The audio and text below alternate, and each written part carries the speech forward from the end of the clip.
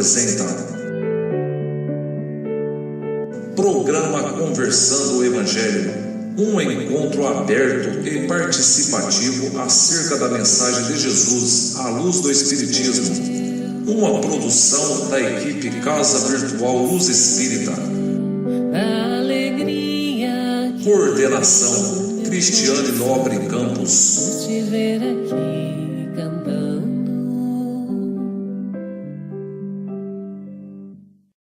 Boa noite, amigos. É com muita alegria que estamos juntos novamente para mais um programa Conversando o Evangelho. As minhas palavras são de agradecimento a Deus e a Jesus, como também aos amigos espirituais da nossa casa, pela oportunidade de estarmos meditando com a doutrina espírita acerca de nós mesmos e de nossas lutas dentro da evolução. Que Deus nos abençoe e que a nossa noite seja de um profundo ganho espiritual para todos nós. A nossa equipe hoje está sendo composta pela Crislândia, o Devanir, a Iune, o Dr. Joel, a Joísa, a Poliana, a Rita, a Sheila e eu, a Elaine, que estaremos fazendo leituras e comentários. Lembramos também da Pamela e da Roseli, responsáveis pela nossa página no Facebook, e do Donizete, que cuida da edição do programa. O tema de hoje é mistérios ocultos aos sábios e prudentes. Pode parecer estranho que Jesus renda graças a Deus por haver revelado essas coisas aos simples e pequeninos, que são os pobres em espírito, ocultando-as aos sábios e prudentes, mais aptos, aparentemente, a compreendê-las. É que precisamos entender pelos primeiros os humildes, os que se humilham diante de Deus e não se consideram superiores aos outros, e pelos segundos os orgulhosos, envaidecidos com o seu saber mundano, que se julgam prudentes, pois que eles negam a Deus, tratando-o de igual para igual, quando não o rejeitam. Isso porque, na antiguidade, sábio era sinônimo de sabichão. Assim, Deus lhes deixa a busca dos segredos da terra e revela-os do céu aos humildes que se inclinam perante ele. Com estes conceitos em mente, serenemos as nossas mentes, elevemos ao Pai o nosso pensamento e, sintonizados com nossos mentores espirituais, com os amigos da colônia espiritual Maria de Nazaré e todos os espíritos que nos acompanham, seja para nos iluminar ou para construir e aprimorar o conhecimento conosco, vamos pedir permissão para dar início ao nosso encontro de hoje com a prece de abertura que será feita pela Ione. Senhor Deus, Pai de amor e infinita bondade, estamos aqui reunidos para mais um programa Conversando o Evangelho, cheios de fé e esperança. Contamos com os irmãos trabalhadores da colônia Maria de Nazaré e toda a espiritualidade amiga para que toda a conversa realizada aqui hoje seja a nossa transparência do estudo e nossa maneira mais singela de promover o conhecimento da vossa palavra. Que sejam bem-vindas todas as intuições e que as aproveitemos da melhor maneira possível.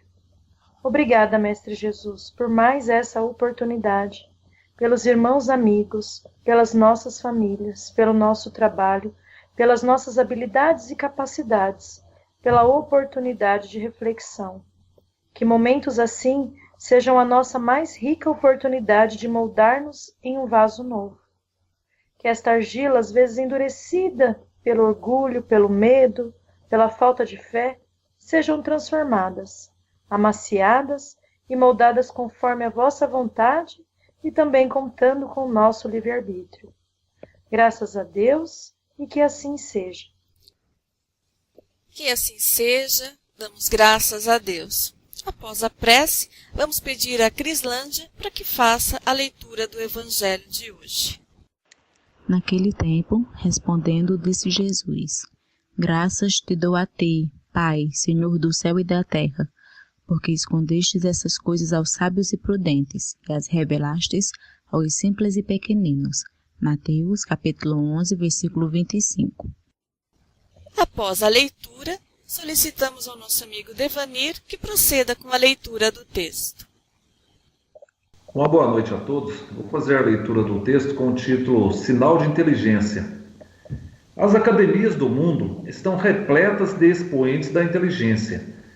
Teorizam sobre a gênese da vida, expõem a intimidade das moléculas, pesquisam os detalhes do átomo, auscultam a pulsação do universo, formulam equações matemáticas, interpretam a história dos povos, analisam a intimidade de galáxias, impulsionam as bases da tecnologia, elaboram sistemas filosóficos, revolucionam conceitos da literatura, engrandecem o exercício das artes, sintetizam substâncias importantes, descobrem a cura de enfermidades, estudam preservação do meio ambiente, investigam origens de culturas seculares, rastreiam as civilizações mais antigas, alcançam invenções surpreendidas, descortinam o segredo dos oceanos, conquistam o espaço mais longínquo, trabalham em favor de todos, mas a cegueira do orgulho não lhes permite enxergar no próprio talento a presença da bondade divina. Apesar de admirados pelos dotes intelectivos, na verdade ainda lhes falta o mais importante sinal de inteligência, que é o reconhecer com humildade que todo bem procede de Deus. Sinal de inteligência do livro Vivendo o Evangelho, pelo Espírito André Luiz. Muito bonita a leitura de hoje. Passamos então para o nosso questionamento, perguntando para o professor Joel. Professor Joel, qual é a tarefa da inteligência nos homens que habitam o planeta Terra? O senhor poderia nos dizer? Na verdade, a inteligência é o atributo mais importante para que as personalidades almas encarnadas possam ter a sua chance de evoluir na Terra. A gente pode muito bem imaginar, levando em conta a história antes da sua escrita e depois o que chamamos de pré-história, né?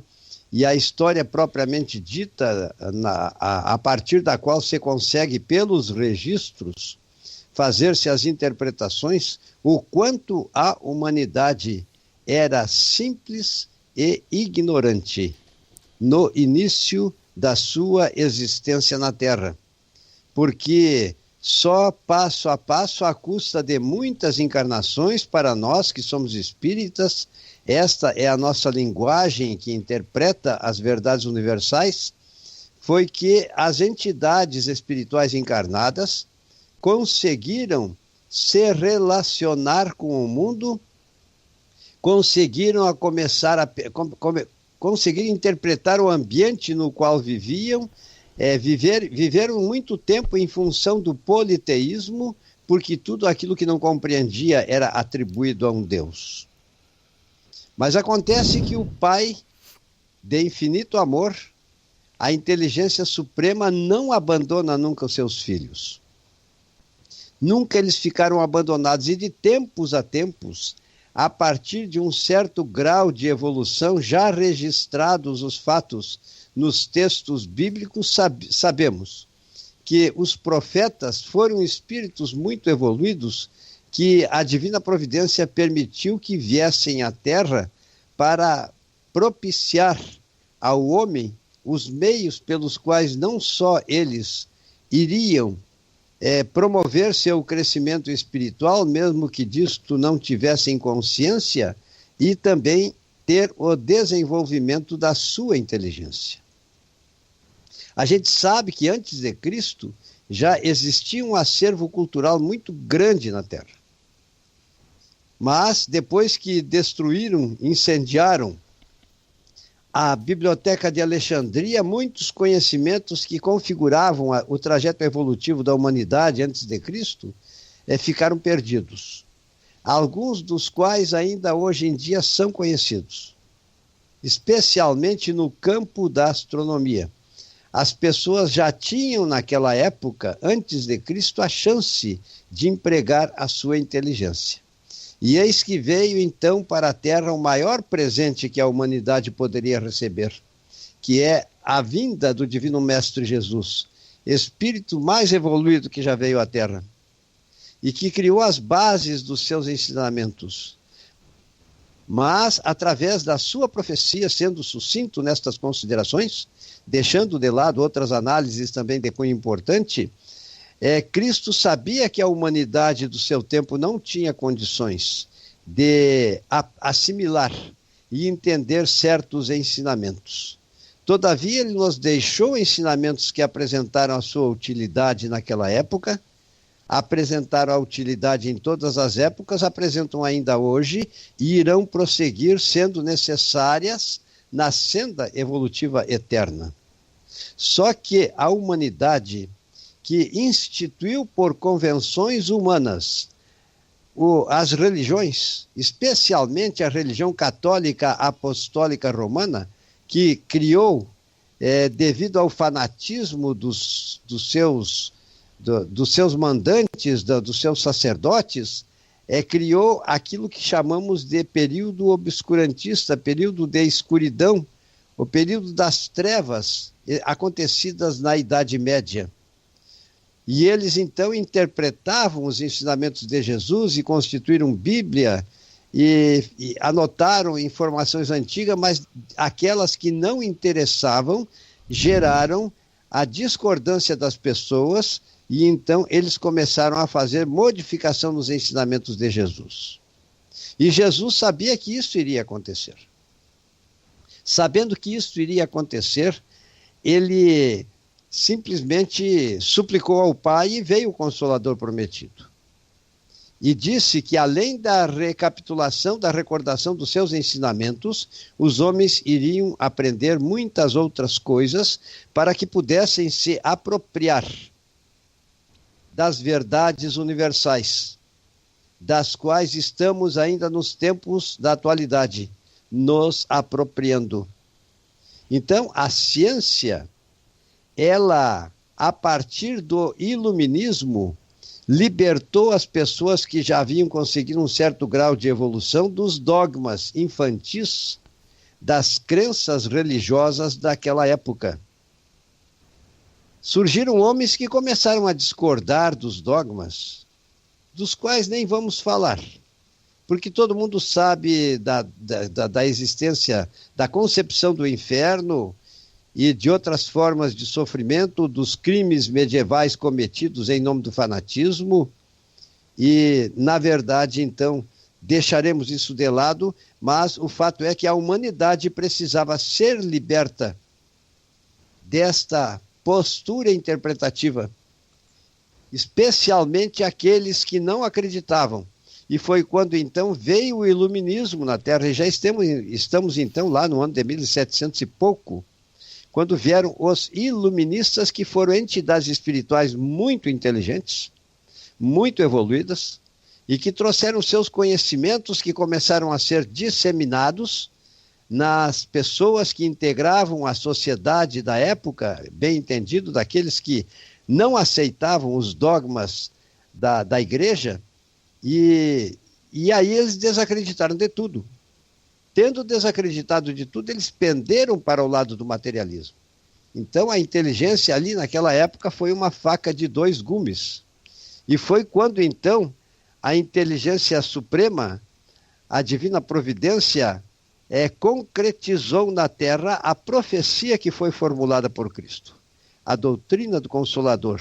A partir do ano de 1847, de dezembro de 47, e especialmente em 48, quando eclodiu na Terra, porque um plano divino foi instituído e entidades espirituais vieram com os atributos de percepções, sensibilidades mediúnicas, e graças a esse plano global que ocorreu, começaram a existir as manifestações das entidades espirituais para mostrarem ao homem que o materialismo para o qual estavam descambando não tinha razão de ser, porque além da vida, a vida continua sempre. Então percebam a utilidade da inteligência. Mas é preciso ainda que citemos exemplos, e quando meus irmãos acharem que eu estou falando muito, então aí me deem um sinalzinho e eu paro. Mas Galileu Galilei, que descobriu e montou a luneta astronômica, ele conseguiu perceber as luas de Marte. E nesta percepção, a Igreja Católica ficou estarrecida porque ele estava contradizendo aquilo que estava na Bíblia. E ele foi, deixando de lado a história de Galileu Galilei, intimado a comparecer perante as autoridades eclesiásticas e renunciar todas as verdades sob pena de morrer pela queima na fogueira, como eles chamavam. Enfim. E aí, então, ele, para se libertar deste castigo imposto pela igreja, ele renunciou tudo aquilo no que acreditava. Pediu de joelho desculpa às autoridades eclesiásticas e foi condenado ao exílio na sua casa até terminar a sua vida. Percebam bem. Mas ele deixou suas obras escritas.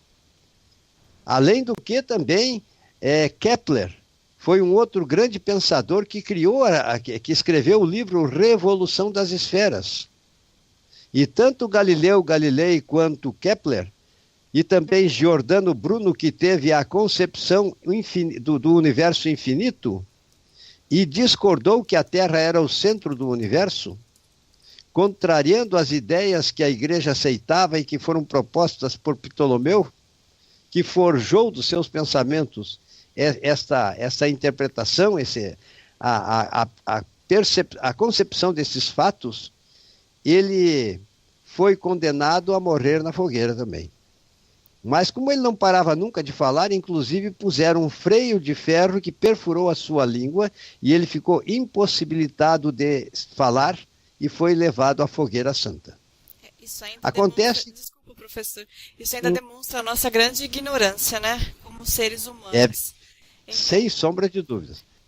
Meus irmãos, é que a inteligência humana criou a condição de progresso necessária para libertar o homem do materialismo, admitir a existência da espiritualidade, e a leitura que foi feita no campo científico pelo nosso irmão há poucos momentos mostram que realmente a ciência precisa marchar junto com a doutrina que consola, para que ilações e análises que viabilizam o crescimento possam ensejar a chance do nosso progresso para enxergarmos as verdades divinas.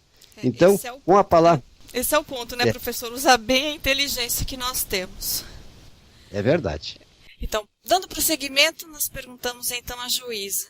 Juíza, nós já falamos que a inteligência é importante para que o globo terrestre possa também progredir.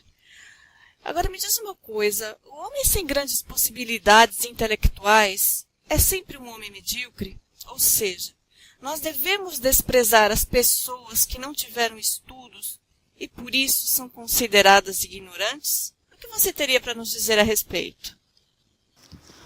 De forma nenhuma. O homem sem grandes possibilidades intelectuais tem muito o que ensinar. Aliás, cada ser tem algo a ensinar.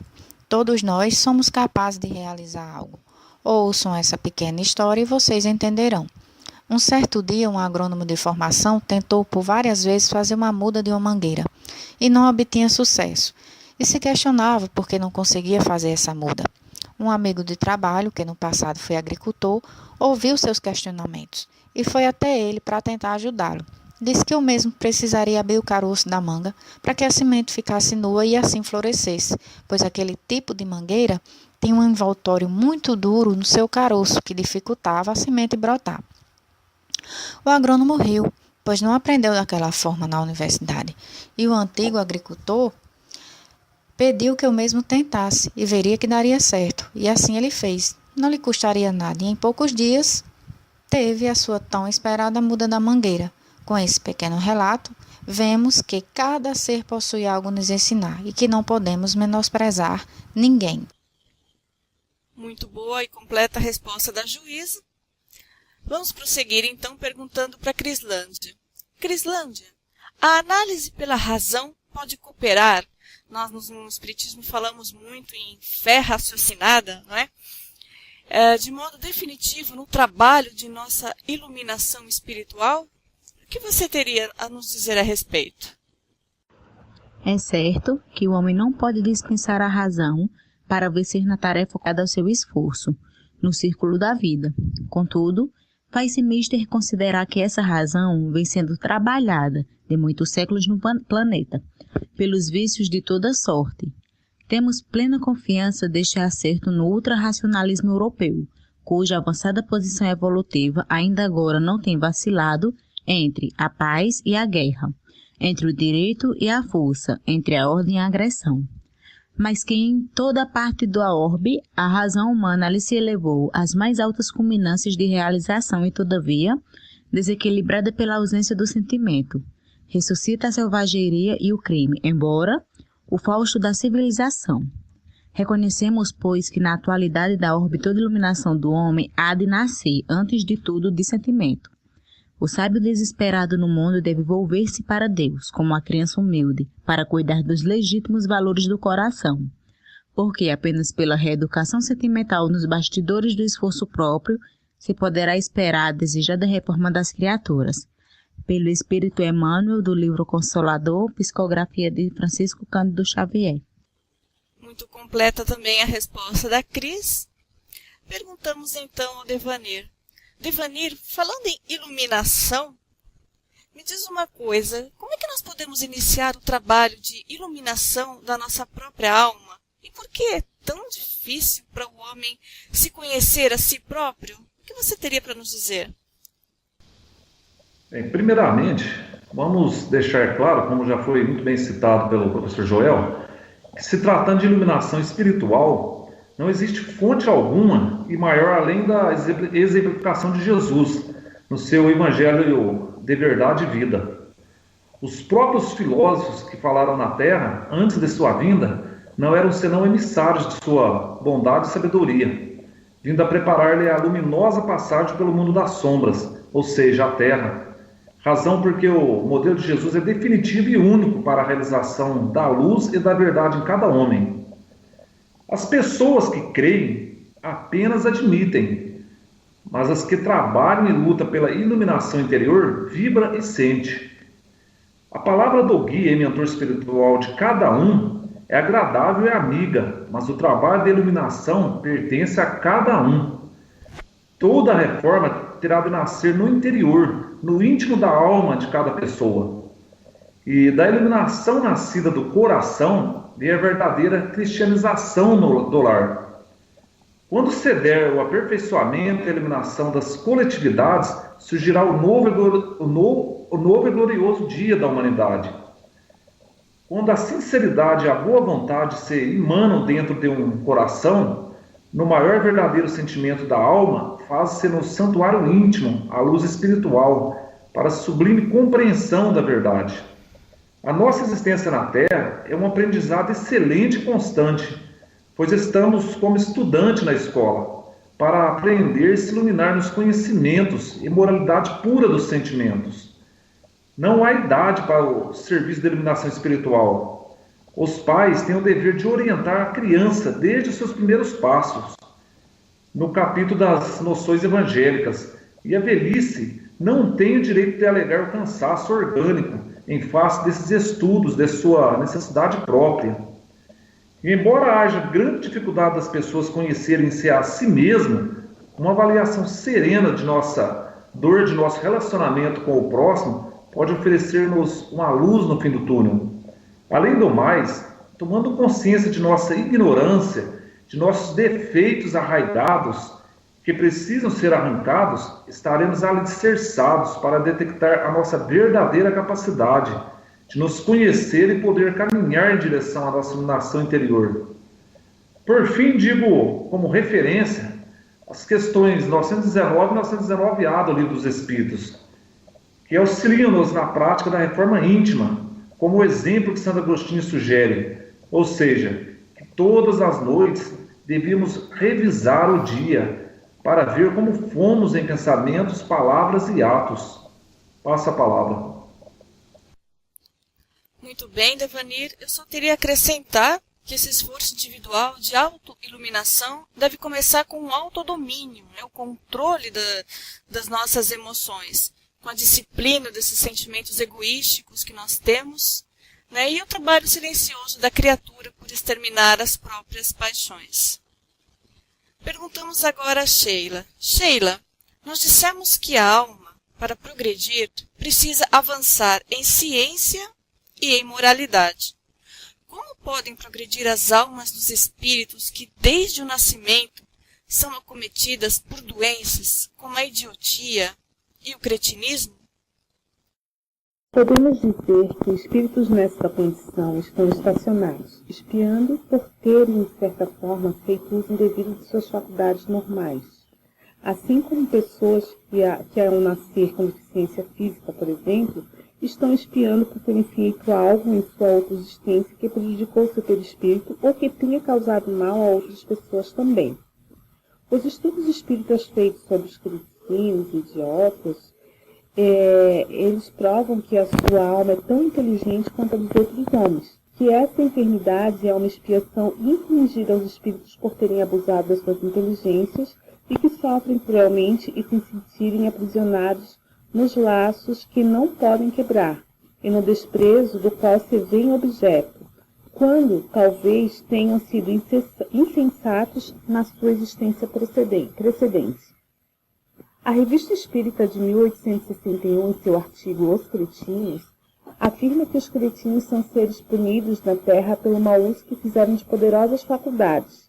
Sua alma está aprisionada num corpo cujos órgãos importantes não podem exprimir seus pensamentos, e esse mutismo moral e físico é uma das mais cruéis punições terrestres, muitas vezes escolhidas pelos espíritos arrependidos que querem resgatar suas falhas.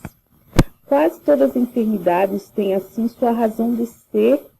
Nada se faz sem causa, e o que chamais de injustiça da sorte é a aplicação da mais alta justiça.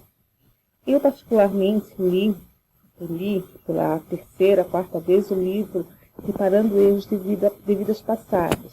Eu li agora a última vez há cerca de uma semana. E lá o espírito Antônio Carlos relata suas existências, as quais algumas o mesmo reencarnou com privação, por exemplo, dos pés, mãos, da visão, para resgatar o mau uso que fez de suas faculdades preciosas, pois negou a ajudar ao próximo, pensou em si mesmo, apenas no dinheiro, fazendo mal a muitas pessoas, inclusive a si, até que por fim conseguiu, por meio de muito sofrimento, entender o verdadeiro sentido da frase: amar o próximo como a si mesmo e fazer o bem sem olhar a quem. Com a sua palavra. A Sheila trouxe muito bem para nós. Vamos reforçar que os espíritos que nascem com essas doenças estão em uma expiação obrigatória pelo abuso que fizeram de certas faculdades em vidas pregressas. É uma prisão obrigatória, um tempo de prisão aqui na Terra. Dando prosseguimento, perguntamos a Poliana. Poliana, André Luiz nos diz: o mais importante sinal de inteligência é reconhecer com humildade que todo bem procede de Deus. O que podemos entender desta frase? Bem, nessa frase, André Luiz extrapola o entendimento que nós temos de inteligência. O que nós entendemos por ser inteligente é aquela pessoa que sabe pegar os conhecimentos científicos, que sejam os conhecimentos do dia a dia, e sabe aplicá-los de forma a ter retornos e de forma a crescer enquanto pessoa. E aí ele traz aqui uma forma, uma inteligência que está acima da inteligência científica, que está acima de toda e qualquer inteligência terrestre, que é a inteligência emocional, que é a inteligência, que é o reconhecimento de que algo e de que existe um ser maior, de que existe um Criador, de que existe alguém que está acima de nós. E esse reconhecimento deve ser feito com humildade, porque não basta apenas conhecermos os ensinamentos de Deus, conhecermos as suas leis, Não adianta nada de termos todo esse conhecimento de causa e efeito e não sabemos aplicar, né, com humildade. Não sabemos reconhecer de onde ele procede, né, de onde todo essa energia universal procede. Então, quando ele fala o mais importante sinal de inteligência é reconhecer com humildade que todo bem procede de Deus, ele está dizendo que o homem inteligente, aquele que consegue desenvolver as suas habilidades, que consegue aprender com a vida, aprender com a ciência, aprender com a sociedade, ele deve ainda mais reconhecer em Deus a fonte de todo bem, a fonte de toda a vida. Passa a palavra. Muito bem colocado, Poliana. Passamos agora para Ione, perguntando: Ione, quando notamos o orgulho em nossos filhos ou nos nossos alunos, né, nas nossas crianças, que são muito inteligentes, aqueles que sempre tiraram as melhores notas, que se referem aos coleguinhas da escola de uma maneira pejorativa, dando-lhes apelidos vulgares, geralmente comparando essas crianças com animais, porque elas se mostram mais lentas no aprendizado intelectual. Como nós podemos proceder na educação dessas crianças, ensinando-lhes desde cedo a virtude da humildade? O que você teria para nos dizer, você como mãe e professora infantil? Bem, é importante ressaltar, né, aqui que tanto as crianças como os alunos, eles são guiados por modelos, né? Não caminham por si só. Sempre agem conforme o que vem, né? Seja o pai, seja a mãe, os avós, os educadores, enfim, né? Filhos, alunos e toda criança que Deus nos confiou a caminhada. Só poderemos influenciar seus comportamentos por meio das nossas atitudes, demonstrando sempre a elas, né, conforme o Evangelho segundo o Espiritismo, que Jesus põe a humildade na categoria das virtudes que aproximam de Deus, e o orgulho entre os vícios que dele afastam a criatura, e isso por uma razão muito natural, a de ser humilde, um ato de submissão a Deus, ao passo que o orgulho e a revolta são contra ele. Logo, é fundamental que o adulto seja um modelo, não obstante que também demonstre à criança o quanto ainda, né, temos que crescer e aprender à luz do Evangelho, de modo que entendam que falhar faz parte do processo de aprendizagem. Em casa, como mãe e também como professora, né, vou tratar de alguns exemplos práticos, eu procuro orientar o quanto o estudo é importante, no entanto que jamais se deve zombar do outro, deve se compreender e ajudar, pois cada um tem um ritmo e um jeito de aprender diferente. Na condição de quem vai ensinar, vai ser modelo, é muito importante trabalhar com reforçamentos, fazendo com que a criança acredite em suas potencialidades e vença seus medos e suas dificuldades em aprender. Ressalto ainda, né, que no plano material, né, nós aqui encarnados, somos medidos pelo que adquirimos, seja pelos bens terrenos, graduações, conhecimentos, o que infelizmente promove facilmente a competição. A geração atual aprendeu na escola e muitas vezes em casa a buscar sempre ser o melhor. E não o melhor, né, o melhor hoje. Né, eu sou melhor hoje que ontem. É o melhor que os outros, né? Criando ansiedades e muitas vezes orgulhos que na vida adulta são grande parte de sua infelicidade. Seja qual for o papel, né, que nós exerçamos na vida das crianças, eu penso que como aprendizes ou ainda como mestres, devemos sempre criar espaços de aprendizagem, de modo que se apoiem, né, diálogos, agrupamentos produtivos em que aquele aluno com um pouquinho mais de dificuldade, senta com aquele que sabe um pouco mais e que eles possam se auxiliar. Mediar tais grupos para acompanhar sempre os resultados, orientando, conversando, orientá-los a não querer ser o melhor, o único, mas a buscar ser aquela turma mais amiga, aquela turma que sabe trabalhar em equipe, para que se ajudem. Eu tenho até uma historinha para terminar, só para ilustrar mesmo o que eu disse aqui, que eu ouvi outro dia de uma colega de trabalho e eu gostei bastante, que disse que um professor, ele sugeriu às suas crianças, né, para que corressem a buscar um ramalhete de rosas do outro lado do campo, e que o mesmo já estava pronto, porém estava escondido. e ainda propôs, né, que a criança que chegasse primeiro com o ramalhete ganharia um prêmio. Todas correram ao campo. Quando uma delas encontrou o ramalhete, olhando para seus amiguinhos, começou a distribuir as rosas. Deram as mãos e voltaram com essas rosas todos juntos. O professor questionou o responsável por aquilo, que simplesmente disse: se eu trouxesse o ramalhete sozinho, ficaria feliz, mas sozinho com o prêmio. Fazendo a divisão, sei que todos nós ficaremos felizes.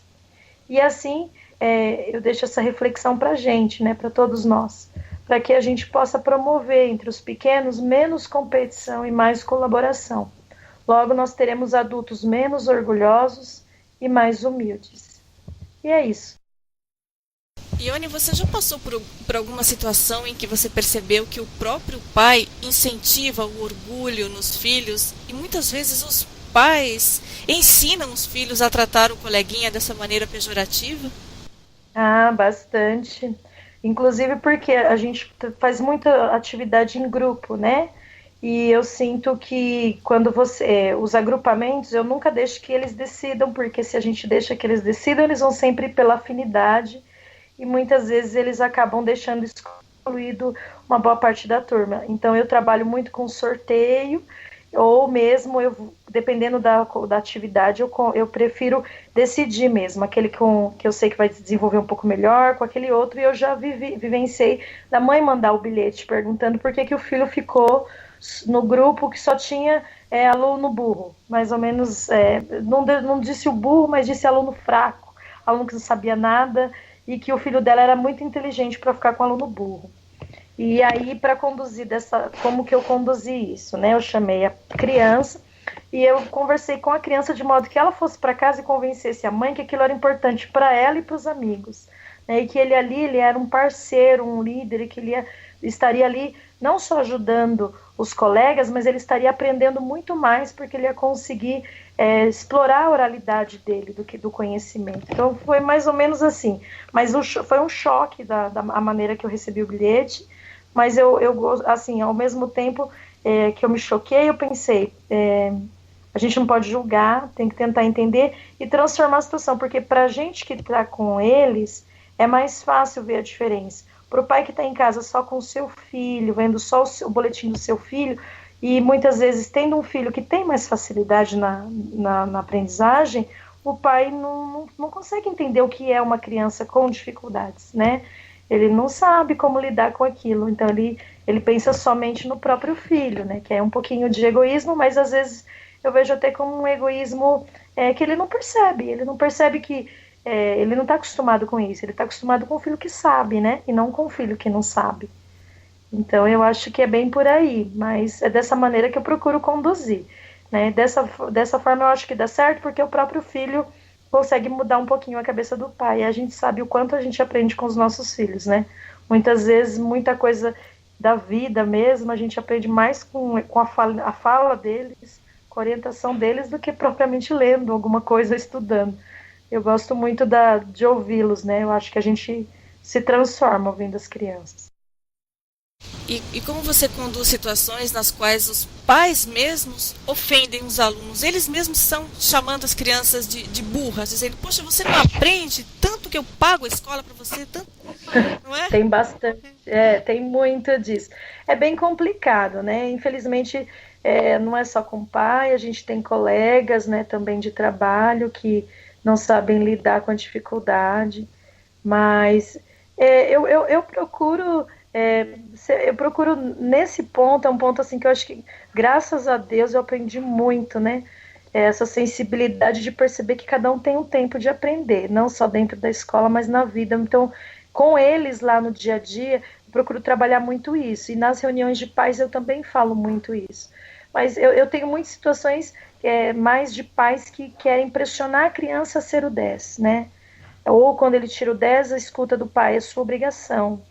Então, assim, são reforçamentos que eu gosto de trabalhar nas reuniões de pais, que não são reforçamentos positivos para a vida deles, né? Que o 10 é legal, mas um 7, um 8 com esforço também ele também tem seu valor. E que o mais importante é que o filho aprendeu, é o processo. Eu falo muito para eles na escola. O mais importante é o processo. O resultado... ele vai vir com o tempo, mas o processo é bacana, a vivência, estar feliz, fazer atividade com o coração, eu uso muito isso com eles. Vamos fazer atividade com o coração.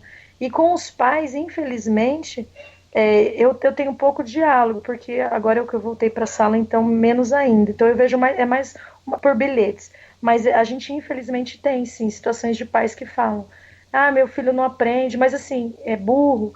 Hoje a gente tem a inclusão, que são os alunos deficientes intelectuais, né? Nós temos aluno Down, nós temos essa diversidade das deficiências dentro das escolas com as crianças ditas, né? A criança que é normal, mas todos nós temos fragilidades e potencialidades, e eles estão juntos. E eu gosto muito de usar assim: se está comigo, se é meu aluno, é um instrumento para me modificar. Então eu falo para as crianças, se está com a gente é um aluno para nos ensinar. Então a gente tem, muitas vezes ele vai ensinar a gente a ser mais paciente, a trabalhar uma sensibilidade de ser mais amoroso, mais amigo, e aí eu acho que vai dando certo. Mas meu contato com os pais é bem menor, então eu não saberia te dizer com relação a eles, mas eu sinto muito o pai cobrando, né? O pai cobra muito, exige muito. É o nosso orgulho, né? Como nós falamos no programa anterior, nós não devemos dizer eu tenho orgulho do meu filho, nós devemos dizer eu estou muito feliz pelo meu filho, e se o nosso filho não alcança aquele resultado, vamos trabalhar junto, não é? E aí entra um papel de autoiluminação que falou o Devanir no começo, a reforma íntima, né? Que a nossa doutrina ela bate bastante nessa tecla, reforma íntima. Isso, muito importante para nós. Dando continuidade, então, nós perguntamos para a Rita. Rita, na semana passada nós falamos que o orgulho é o principal entrave para o nosso progresso moral.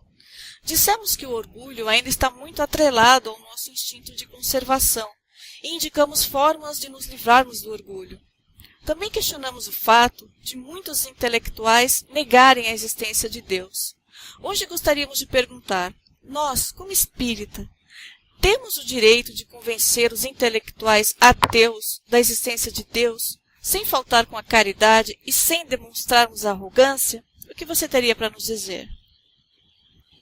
Então, o convencimento é pessoal. A partir do momento que a pessoa experimenta algo ou alguma ligação de ideias que faz, cai na ficha. Nesse sentido, eu concordo que não devemos nos arvorar em ficar tentando convencer ninguém, pois vai depender do interesse do outro.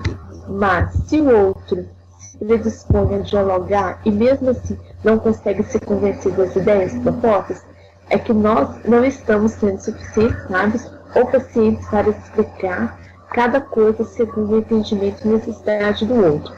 Cabe-nos a nós esforçar para encontrar um meio mais apropriado para que o outro possa absorver as informações, seguindo sempre os ensinamentos que o Evangelho nos ensina, que a fé e a caridade é a paciência. Passo a palavra.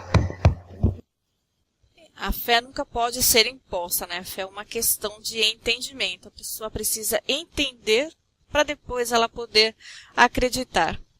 Passemos então para as nossas considerações finais.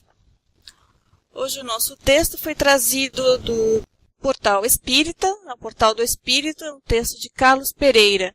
O site é o www.espirito.org.br e se chama Coisas de Gênio, Coisa de Outras Vidas.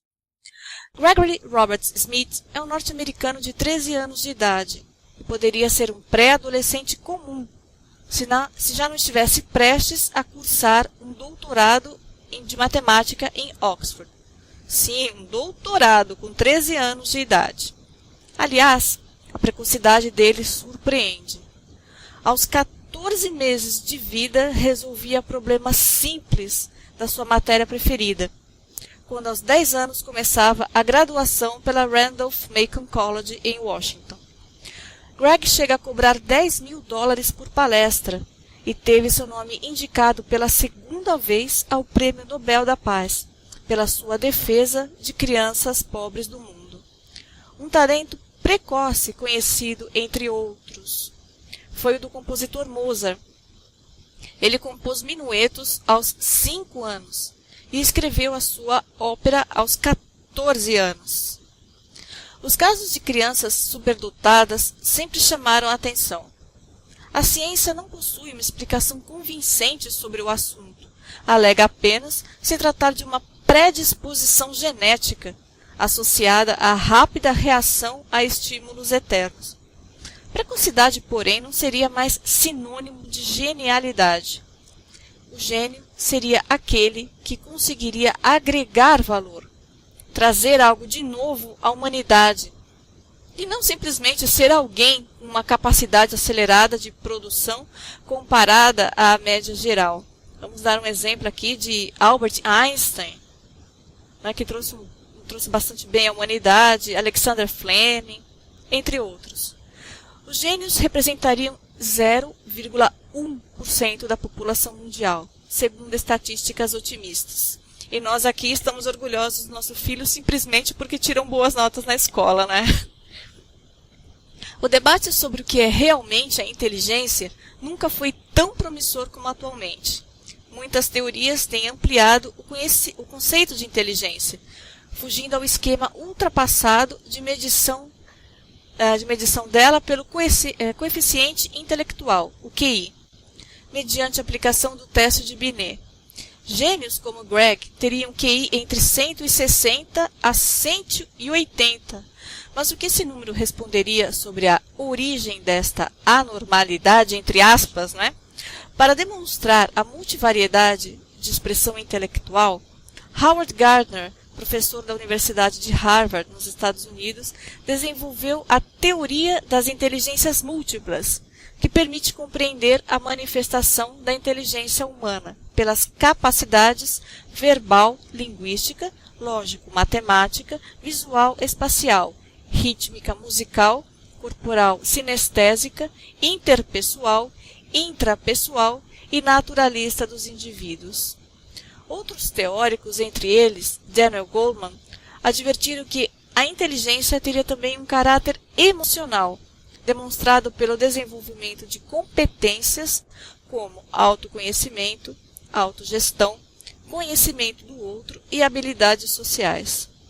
Outro professor da Universidade de Harvard, Robert Coles, salientou a existência de que chamou de inteligência moral, ou seja, é a capacidade de refletir sobre o certo e o errado.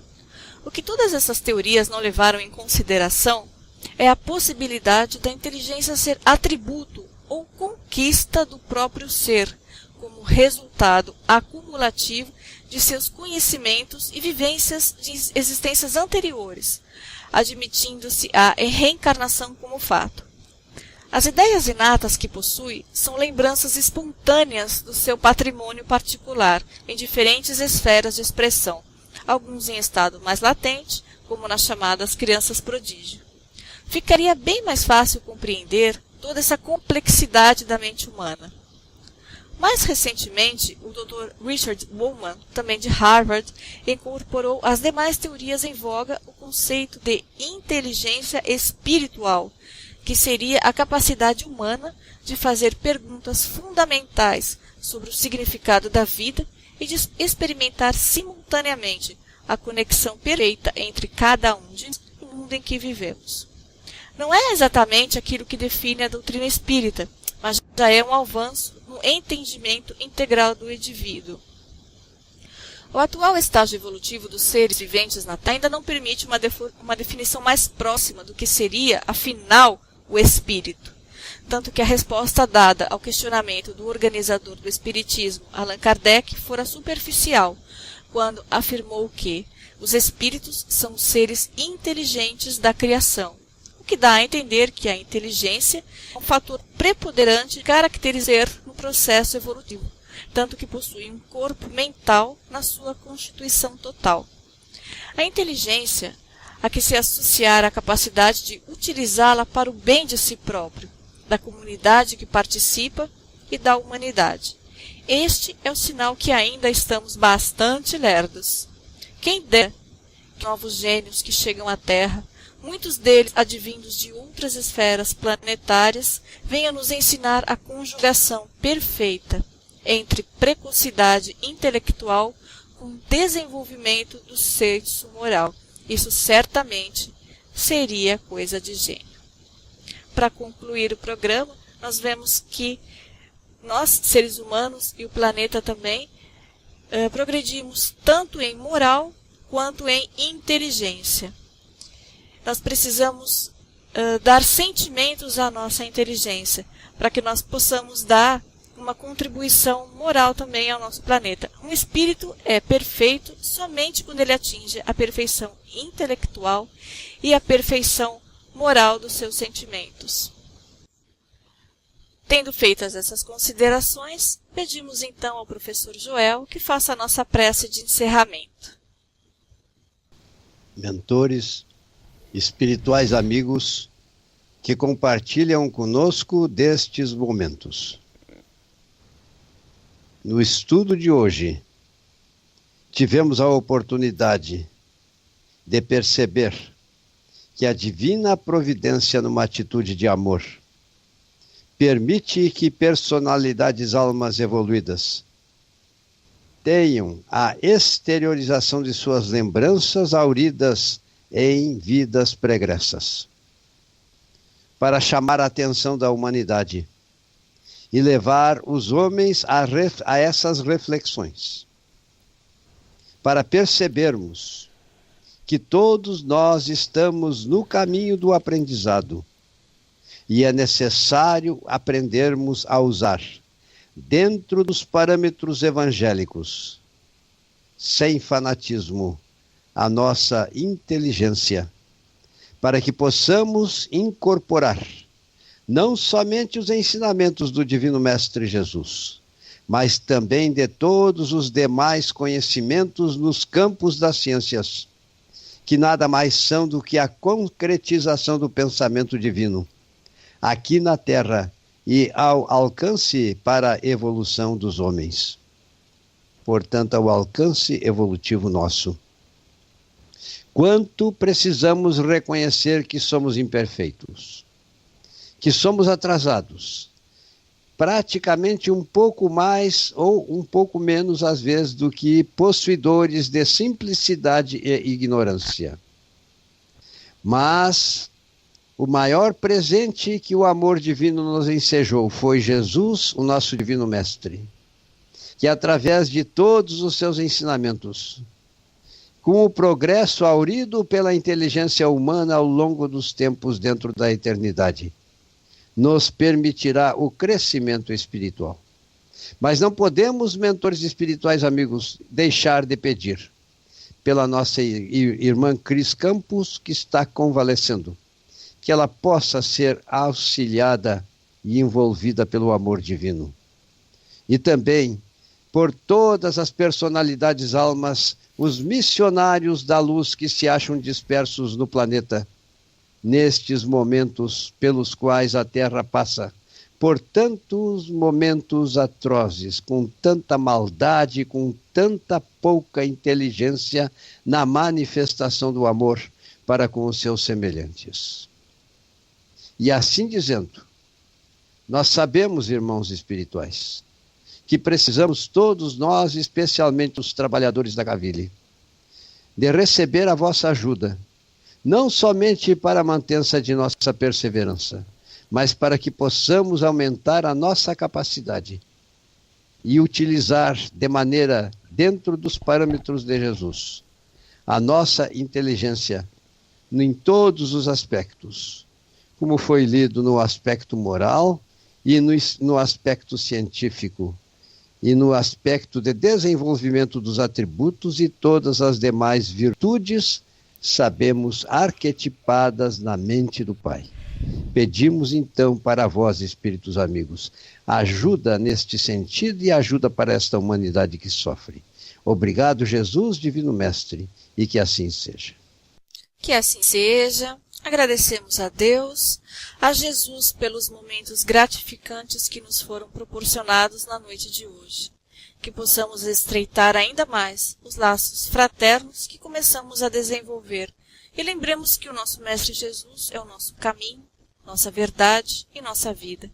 Roguemos a Ele a oportunidade de estarmos sempre em sua companhia, pois Ele nunca se afastou de nós.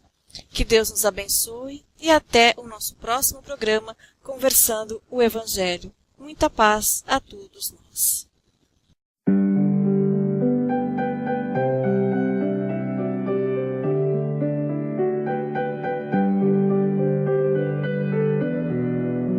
A Rádio Cavile apresentou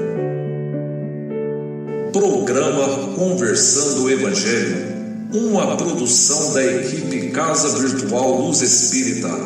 Acesse www.cavile.com.br. A alegria que vem no meu coração por te ver.